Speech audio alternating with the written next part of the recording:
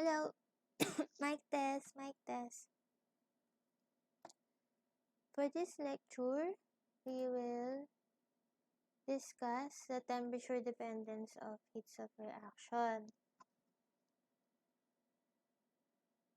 In the previous lecture, we always carry out the reactions at standard state, which is at 298 Kelvin, but it's not all the time na dun lang sa temperature na yun. Obviously, hindi naman laging at 298 nag-occur yung mga reaction.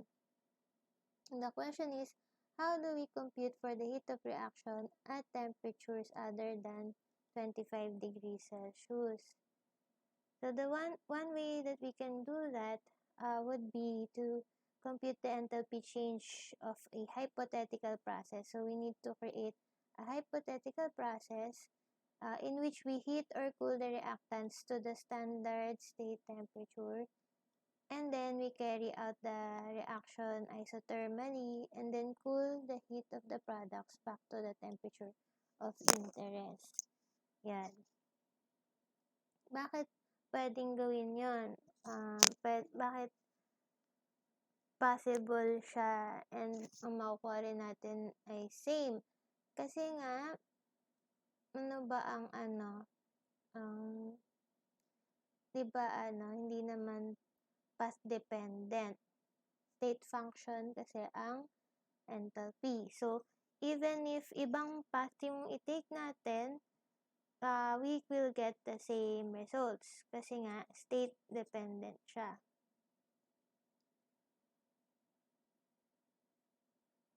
So, paano tayo gagawa ng hypothetical steps? Say, for example, meron tayong reaction na ito. Okay? So, may reaction tayo na to. So, we have yung temperature ng reactants, temperature ng products, and then, step 1.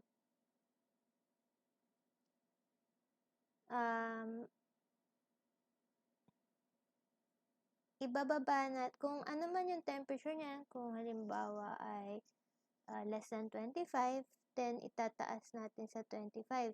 If more than 25, then ibababa natin sa 25. The goal for step 1 is gagawin nating 25 degrees yung temperature ng reactants.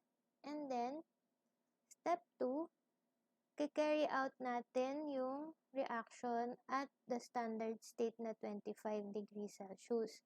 Yan yung step 2. And finally, step 3, hindi ibabalik kasi possible na iba yung temperature ng product sa temperature ng reactant.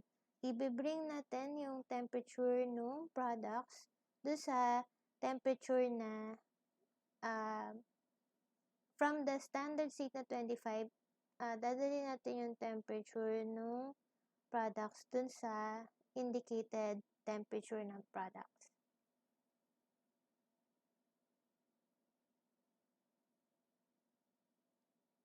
Step 1, so i-detail natin. Since yung step 1, wala namang reaction na nangyayari dito, anong lang heat effect ang nag-occur? Diba? Sensible lang. Sensible heat effect. Okay? So, pag sensible heat effect lang yung meron, we can use the equation ng delta H equal to Cp dt. Okay? And yung natin, final temperature natin, yung standard state na temperature, initial natin is yung indicated temperature ng reactants. And then, yung step 2 is carry out the reaction isothermally at the standard state. So, tulad lang yan ng process natin ng pag-carry out ng reaction at standard state. And pwede natin gamitin yung mga literature value natin ng heat of reaction. So, ito, applicable tong formula na to na yung heat of reaction is the summation of the heat of formation of the products at 298 minus the summation of the heat of reaction of the reactants at 298.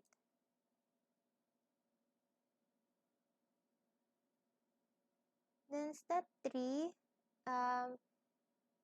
since doon sa step 3, diba, wala namang ibang heat effect, kundi yung sensible heat effect ulit.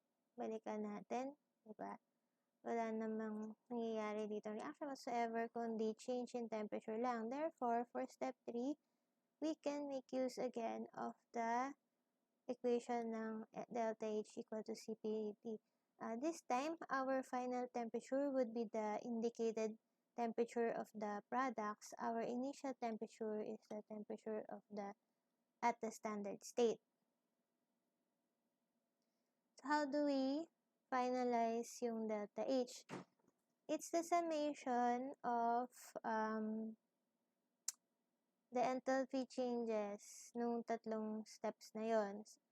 Like I said, because state function siya, it doesn't matter, diba, if yung step, for example, getting from one state to the other, bawa ito ay H, ito ay T. So, it doesn't matter if ang path niya ay pa ganon, or ang path niya ay pa ganon. So, ang delta H mo is still just the sum, or yung difference ng dalawa. So, the same dito, no? So, yung delta H natin, we just add it, yung increments, and we get the same delta H as if yung dumiretso. Okay, for the next video, we will solve this sample problem.